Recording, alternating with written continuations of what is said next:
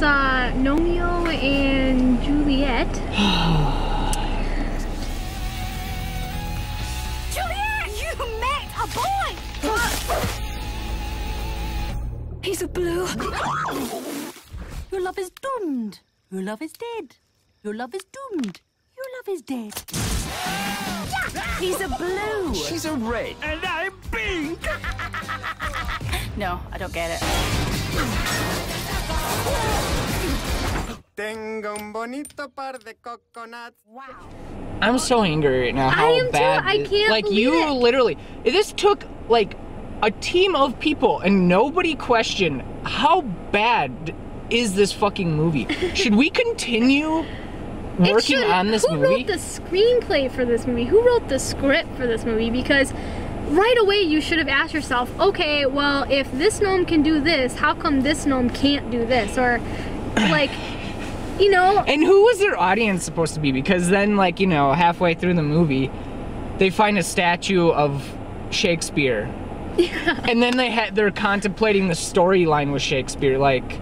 You it know, was in as my if movie, these they all die. Yeah, it's like these creators of this movie were like, shit, nobody's gonna get this unless we put a Shakespeare character in here. I mean, they sat back, they didn't have that scene in the movie, and they sat back and they were like, but do you get that it's Romeo and Juliet? You know, I don't think you do. I have an idea. There's a statue in London of William Shakespeare. Let's have Gnomeo land on him, yeah, and have a conversation with him. Because in our world, not only can garden gnomes and garden appliances come to life, but everything made like even the frog spitting out water. Yeah. Where's that water come from? The hose that's attached to its anus in real life. No, there is no hose. It just has endless amounts of water coming out of it. And then the things in your house, the little ornaments in your house can come to life, and the statues in the middle of the street can come to life. But nobody sees this come to life, so...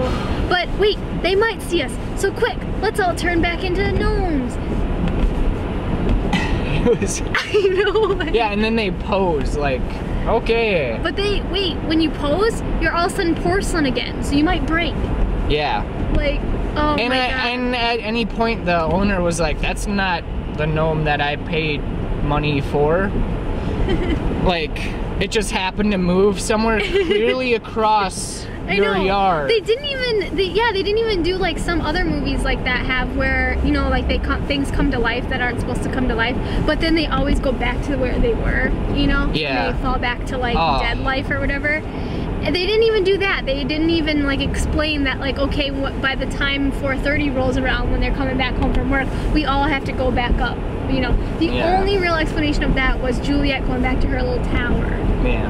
But other than that, they just always like had the gnomes just like wandering around, breaking shit, painting shit. So pretty much you're wasting your hard-earned money going to see a movie that is trying to rip off Toy Story but fails. So this movie is essentially Mac and Me is to E.T. as this movie is to Toy Story.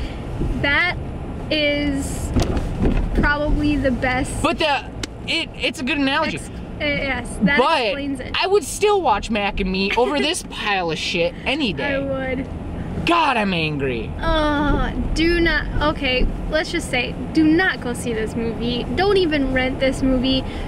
You will be ashamed to tell your friends and family that you saw this movie the minute you leave the theater. Actually, 10 minutes into this movie, you will be ashamed to say you even went to this movie. Even if you had a little kid with you. Even if you have a kid, your kid's gonna walk out of that movie and be your like, kid is gonna be ashamed that you're its parent. Like, it was that bad. why would you take me to this? Oh gosh. All right. What a terrible experience. Just but awful. we're here. We're here, so just, we can't even, we're done. Just can't even say anymore. I feel like going and punching a baby now.